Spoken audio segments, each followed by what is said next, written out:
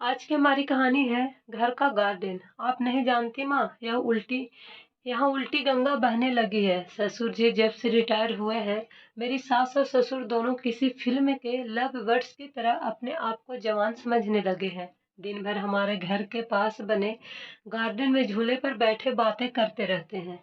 उन्हें अपने पक चुके बालों का भी ख्याल नहीं रहता। अब इस उम्र में उन्हें ऐसा व्यवहार क्या शोभा देता है। कविता अपने ससुराल के समाचार अपनी माँ को बता रही थी। तभी सास अलका उदास मन से रसोई घर में जाती है, क्योंकि बहू की वो कड़वी बातें उन्होंने सुन ली थी। उसकी सभी बातों को नजरअंदाज कर सास मसाले वाली चाय बना के पहले एक कप बहू को उसके कमरे में देकर दूसरा कप अपने पति सोमनाथ के लिए लेकर जाती है। बहू ये देखती है और अपना मुंह टेढ़ा करती है। सास ने फिर एक बार उसकी तरफ दुर्लक्ष किया, क्योंकि ससुर ने नेतृत्व होने के बाद यह उनका रोज का ही है नित्य क्रम बन गया था। वह अब किसी भी परवाह किए बिना रोज अपनी मर्जी के मुताबिक नए नए कपड़े पहनकर गार्डन में अपने पति के साथ बैठकर अपना ज्यादातर समय बिताती थी। उन्होंने अपनी पूरी जिंदगी अपने बच्चों के लिए काम करते बिता दी थी, इसलिए अब बच्ची कुची जिंदगी दोनों एक साथ समय बिताकर जीना चाहते थे। आनंद निवास बंगले जैसा 2 मंजिलों का घर पति पत्नी का ये सपना था, और उन्होंने बड़ी मेहनत से इसे पूरा भी किया था। अलका जी ने घर के सामने बड़े प्यार से उस गार्डन को बनाया था, और वहां पर कई फूलों के पौधे और बेलें उगाई थी। उनके उगाए चंपा, जसवंती, मोगरा, गुलाब ऐसे दर्जनों फूलों की खुशबू से उनका गार्डन हमेशा महकता रहता था। अलग अलग ऋतुओं में अलका जी अलग अलग सब्जियां भी अपने उस गार्डन में उगाया करती थी। रसोई के लिए धनिया, पुदीना और मेथी उन्हें कभी बाहर से खरीदी नहीं पड़ती थी। इतने सालों तक काम की भाग दौड़ में सोमनाथ जी कभी भी इस जगह का आनंद ले ही नहीं पाए थे, लेकिन अब उनका पूरा खाली समय इसी जगह पर बीतता था। दरअसल एक और छोटा सा घर वहां बना सके इसलिए उन्होंने वह जगह खरीदी थी, लेकिन वह संभव नहीं था। अलका जी को अपने बनाए उस गार्डन में एक झूला चाहिए था, जो उन्होंने लाकर दिया था, और वह अब वही झूला उनके एक दूसरे के साथ ज्यादा से ज्यादा सुखमय समय बिताने का जरिया बन गया था। उन्होंने अपने घर में सभी जरूरी चीजों को की, और बाकी ऐशोआराम चीजों की कोई कमी नहीं रखी थी। फिर भी बहू को दोनों का उस झूले पर बैठकर समय बिताना खटकता था।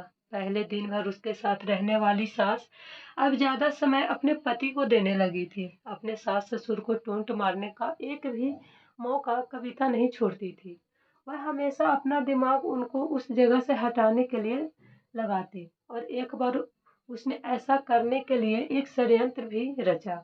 अजय, तुम्हें नहीं लगता हमें एक बड़ी कार लेनी चाहिए? कविता ने अपने पति से कहा। आइडिया तो अच्छा है, लेकिन कार रखने के लिए जगह कहाँ है हमारे पास? एक ही छोटा सा गैरेज है जहाँ सिर्फ एक कार के लिए जगह है। अजय ने चिंता वाले स्वर में कहा। कौन कहता जगह नहीं है? वह गार्डन है ना, जहाँ आजकल 2 लव बर्ड्स अपना डेरा जमाए बैठे हैं। कविता ने पति की तरफ तिरछी नजर करते हुए कहा। आजकल तुम कुछ ज्यादा नहीं बोलने लगी हो? अजय ने अपनी पत्नी को फटकार लगाते हुए कहा। लेकिन सच तो ये था, उसने भी इस बारे में अपने पिता से बात करने का मन बना लिया था। अगले दिन अजय पिता के पास गया और उनसे बोला, पिताजी, मेरा और आपकी बहू का मन है कि एक बड़ी कार ली जाए। पर बेटा, हमारे पास पहले से ही एक गाड़ी है ना, दूसरी गाड़ी लेने के बाद हम उसे रखेंगे कहाँ? सोमनाथ जी ने कहा। पिताजी, इसी गार्डन में एक नया गैरेज बनाने की सोच रहा हूँ। कविता को इस गार्डन की कोई पड़ी नहीं है, और माँ भी भला अब और कितने दिनों तक गार्डन का ख्याल रखेगी। इसलिए अच्छा होगा सभी पेड़ पौधे को तोड़कर यहाँ गैरेज बना दिया जाए। अजय ने अपने विचार बताए। दूर खड़ी अलका जी का यह सुनकर जैसे दिल ही बैठ गया। सोमनाथ जी अपना गुस्सा दबाते हुए बोले, तुझे तुम्हारी माँ से पूछना पड़ेगा, मुझे थोड़ा वक्त दो। क्या पिताजी, इसमें क्या मम्मी से पूछना? आप दोनों तो किसी का विचार करते ही नहीं हैं। दिन भर झूले पर बैठे रहते हैं बिना 4 लोगों के बारे में सोचे।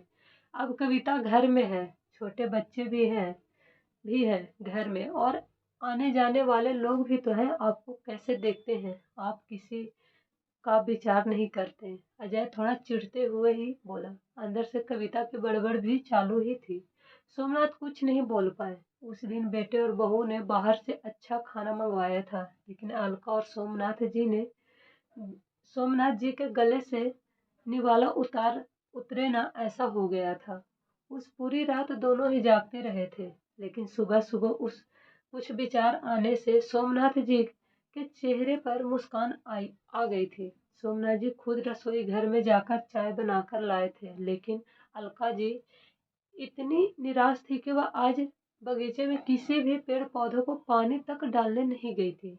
पूरा दिन तो बड़ा ही नॉर्मल तरीके से गुजर गया था, लेकिन शाम को अजय की आंखें फटी रह गई थी जब उसने घर के आगे घर घर भाड़े से देना है घर का बोर्ड पढ़ा था। अजय ने सोमनाथ जी से कहा, पापा, माना कि हमारा घर बड़ा है, लेकिन इसका यह मतलब थोड़ी है कि हम उसे भाड़े से दे दें। बेटा, अगले महीने मेरे साथ काम करने वाले शर्मा जी रिटायर हो रहे हैं और वही अब इस घर में भाड़े से रहेंगे। सोमनाथ जी ने कहा, लेकिन वह कहाँ रहेंगे? अजय ने अपनी शंका भरा सवाल पूछा। घर के उस हिस्से में जहाँ तुम रहते हो, सोमनाथ जी ने कड़क आवाज में कहा। और पापा, हम कहाँ रहेंगे? नरम पड़ती आवाज में अजय ने पूछा। बेटा, मैं मानता हूँ कि मैं तुम्हें इस लायक तो बनाया है कि तुम अपने पैरों पर खुद खड़े हो सको, इसलिए तुम्हारे पास एक महीना है। तुम अपने लिए नया फ्लैट ढूंढ लो या कंपनी के फ्लैट में रहने चले जाओ। वहां तुम्हें तुम्हारी उम्र के लोगों का साथ मिल जाएगा और इस घर में हमें हमारी उम्र के लोगों का साथ मिल जाएगा। तुम भी सुखी और हम भी।